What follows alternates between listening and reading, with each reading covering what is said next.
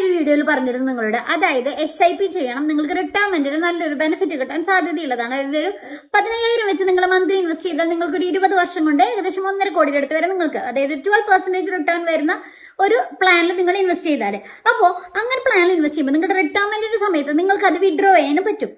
അപ്പൊ നിങ്ങൾ വിഡ്രോ ചെയ്യുമ്പോൾ ഈ ഒരു SIP പോലെ തന്നെ SWP, അതായത് സിസ്റ്റമാറ്റിക് വിഡ്രോവൽ പ്ലാൻ, അങ്ങനെയാണ്. അതായത് നിങ്ങൾ വിഡ്രോവലിന്റെ ഇപ്പം ഗ്രോത്തും കൂടി നോക്കുന്നുണ്ടെങ്കിൽ ഇപ്പൊ ഈ ഒരു 1.5 കോടിയിൽ നിന്ന് ഒരു 50,000 ആണ് നിങ്ങൾ വിഡ്രോ ചെയ്യുന്നെങ്കിൽ ആ ഒരു ബാക്കി എമൗണ്ടിന് നിങ്ങൾക്ക് വീണ്ടും ഗ്രോത്ത് ആണ് ഉണ്ടായിക്കൊണ്ടിരിക്കുന്നത്. കാരണം ഒരു 5 to 6% നിങ്ങൾ അവിടെ വിഡ്രോ ചെയ്യുന്നുള്ളൂ, ബാക്കിയുള്ളത് നമുക്ക് വീണ്ടും ഗ്രോത്ത് ആവും. ഞാനൊരു എമൗണ്ട് പറഞ്ഞാണ്, നിങ്ങൾക്ക് ഇതിൽ കൂടുതൽ വിഡ്രോ ചെയ്യാനായിട്ട് പറ്റും. അതായത് നിങ്ങൾ വിഡ്രോവലാണ് മെയിൻ ആയിട്ട് നോക്കുന്നെങ്കിൽ ഈ ഒരു റിട്ടയർമെന്റിന്റെ സമയം കഴിഞ്ഞാൽ നിങ്ങൾക്ക് ഈ പറയുന്ന പോലെ 50,000 മുകളിൽ വിഡ്രോ ചെയ്യാവുന്നതാണ്.